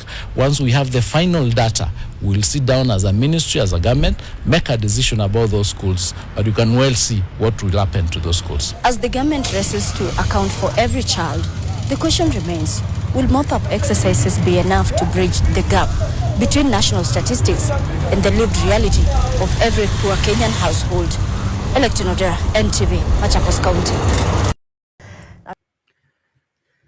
Msimamo wamepakua chakula kwa sahani. Sasa wanasema kilikuwa kijaiva, tukarejeshe kidogo kwa sufuria tukapike tena. Unajua yote haya ndo mapungufu ya kuweza kuleta watu wako wa karibu ili kuweza kuregesha mkono. Maana hautafanya lenye tija la kuweza kuchagua wale wenye tajriba, uwezo, bali utachukua wale ambao utaregesha mkono, na at the same time pia unaweza wakunja ili waweze kusimama mahali kwako. So kama tuna team na kuna mambo kama haya ya shule kama hivi mnavyozungumzia, ndio unaambiwa kwamba bado hatujamaliza hapa, nataka turekebisha. Basi mmalize kwanza. Sasa hii operation hakuna kubakisha mtoto. Kama kutakuwa hakuna mipango yenye tija huko tundako itakuwaje? Anyway, hapana shida, wacha watoto waende mashule. Lakini kiukweli haswa upungufu ambao mimi nitamaliza nao hapa ndugu yangu ni kwamba kuchagua nyadhifa, yani sehemu muhimu kuweza kutiwa mikononi kwa kuweza kupeana watu ama viongozi ambao ni either kwa njia moja ama nyingine, kwamba either kuregesha mkono kama nilivyotangulia kusema. Sasa kwa swala kama hili la Gachagua, nikitoka tu ile elimu kidogo ili nijenge hoja yangu, waziri husika anafanya nini kwa ofisi hiyo? Tumeita aipoa, inafanya nini? But kuna hii kitu ambacho tumeletewa sasa hivi, ndio maana katiba inapewa mgongo. Tunataka kutogeshwa pale kwamba hii ni order imetoka kutoka kwa mzee. Nilisikiza sana Oscar Sudi akijaribu kuzungumzia swala hili la Gachagua, nikajua basi we are there back in what he used to be. Kama tulizima sisi tulishuhudia haswa kwamba mzee kasema mpaka sisi tulikuwa tunaimba tunafuata nyayo. So katika hiyo hali bado tunaletwa kule na mwisho wa siku utaona sasa ugatuzi unaanza kupewa mgongo nao kimpango. Wale wanakuja ni commissioners ndio wana take part zaidi. Kwa hiyo hapa tuna mapungufu tele kwa kweli. Mapungufu tele kabisa kwa kweli. Serikali ya Uhuru tuliona kina Matiang'i wakiwa hawaji involve kabisa na masuala ya siasa. Akina Mutaitu kwa wakati huo wa COVID-19 na kadhalika ndio hawakuwa sahihi kabisa. Lakini pia tuliona kulikuwa na mabadiliko kwamba hizi wizara haswa zinasimama tija, ndio wakati wa kina Machogu na akina Matiang'i wakati huo masuala haya ya elimu na yalinyoka kwa sababu wameleta kwa ajili ya kazi hiyo waliosomea na hawaruhusiwi kufanya nini kitu kingine zaidi. But this time around unamchukua huyu ni mwanasiasa unambandika uwaziri. Hapo kwenye waziri anataka akapige siasa. Lakini kwa sababu ni mtu wangu wacha kae hapo kwa sababu nitamwambia simamia hapo maana patanilinda hapa, nikitaka hili litafanyika, so lazima niweke watu ambao wamenizunguka wa karibu kwa ajili kwamba watanilinda, si kwa ajili ya yule ambaye anamuongoza. That's about situation ambayo tuko nayo. Na ndio haya mapungufu ambayo tunakuta maendeleo hayaezi yakaenda popote pale. Si masomo, si masuala na afya kwa sababu wale ambao wanapewa haswa kazi hizo husika hawapo katika hilo. Ni sawa tu na kiongozi ambaye tuko naye haswa ni mzuri katika kupanga siasa, lakini katika roho ya uongozi haipo ndani yake. Kwa hivyo kaka, mimi nitaachia pale kwamba sasa hivi tutashuhudia yote yale, lakini tu mwisho wa siku fungu letu kwa wananchi tusijisahau. Ikifika 2027 tufanye jambo lenye msingi kwa kuweza kuangalia viongozi na track record zao kama wanavyodai, basi tuonyeshe kwa vitendo. Ibakile basi, lakini tumeonyesha kwa vitendo, tena tumetoka kwa wingi kuhakikisha kwamba tunahakikisha kwamba uongozi ambao utakuwa hauna tija kuanzia kwa ngazi zote zile hatupi mbavu. Ikifika 2027 tutakuwa tumepona. Na tutalitimizaje hili? Ni kwa kuondokana na ujamii, hata kama yuko ovyo ni mtu wetu. Jamani, tualengwa jamii hii tuje jamii moja wa Kenya kwamba shule kama hazifanyi vizuri ni sisi wote, kama afya haifanyi vizuri ni sisi wote. So whatever goes wrong, it affect sote as a country, as wananchi at large. Haitauliza kwamba huyu ni wananchi wa ODM wala huyu ni wa UDA wala huyu ni wa PLP wala huyu wa nini. Tunayoyashuhudia yanatugusa wote. Kwa lazima tufanye lenye tija ikifika wakati huo. Mimi kaka nitaachia hapo kwa leo na niombe Mungu kesho ni siku. Asante. Sawa, asante sana. Tunashukuru kwa mchango wako na tutasonga mbele hivyo hivyo. Hata hiyo kesho pia ni siku. Ningependa tutamatishie hapa. Huyu Mkenya naye ameamua kutuonyesha kama hatutasimama kuhakikisha kwamba haya yanayoendelea kushambulia watu kanisani tutajipata hapa pa Museveni. So ametengeneza video nzuri hapa ambayo ningependa tujifunze kwayo, kisha tutakuwa na kitu ambacho cha kufikiria kwa makini. Kama vile msimamo amesema, tukienda kupiga kura tupige kura kisawasawa, sio kwa kuchezea wale watu ambao wanataka kuchezea ofisi za serikali. Let's listen to this young man.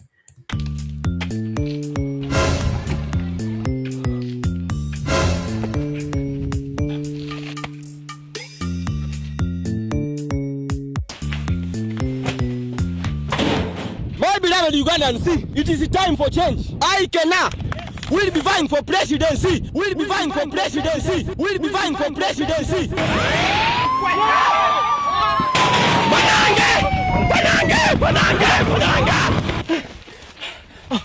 Guys, I'm telling you, if you elect me,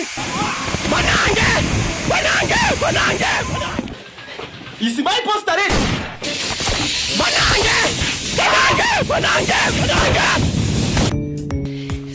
I will be holding my right. Okay, quickly, guys. I want us to talk about our own. Banange! Banange! Banange! Banange! 2,000 years later. I am going back to farming! I am going back to farming!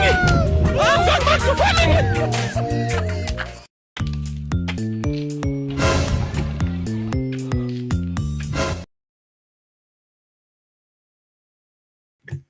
I surrender.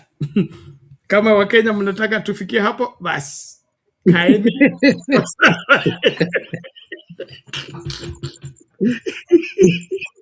Na hii imenimaliza mazima.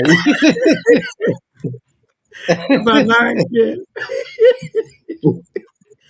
Hata kama hiyo lugha hata kama hiyo lugha hatusikii, lakini kwa hiyo ni banange hiyo. Mambo yaendi sawa. Si mchezo.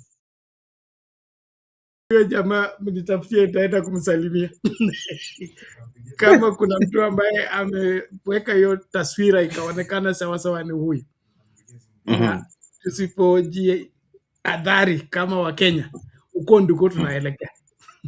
Kabisa. Kabisa. Kabisa, kila sauti itazimwa, kila sauti itafanywa, kila kitu, kwa sababu vitu viwili, unaona unasumbua cheo. Tukikupa kazi tumekunyamazisha. Yaani anyway, wacha tuache ya kesho maana ni mengi Ben. Sawa sawa. Tukutane tutakapokutana. Well, ladies and gentlemen, thank you so much for being part and parcel of the great conversation on Sound Candy Talk. We appreciate every one of you for your input and continued support. I look forward to meeting you again in the next show.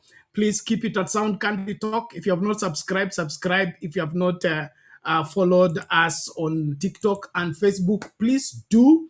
And then also understand that we have a live feed of all events taking place around the country throughout the day on our Facebook page as well as our YouTube channel. So if you only follow us on TikTok, there is a whole huge world you don't interact with by not being our subscriber. Right in the bio, there is a link. When you click on it, it will give you where to subscribe on YouTube. I want to thank you so much, and of course, appreciate every one of you for your input in making today's show a success. Let's meet again in the next program. Same time, same place, right here, ensuring that what we must do must be done for our country to recover from whatever loss that we are suffering. Let's make sense of our politics as we ease life for the masses. God bless you.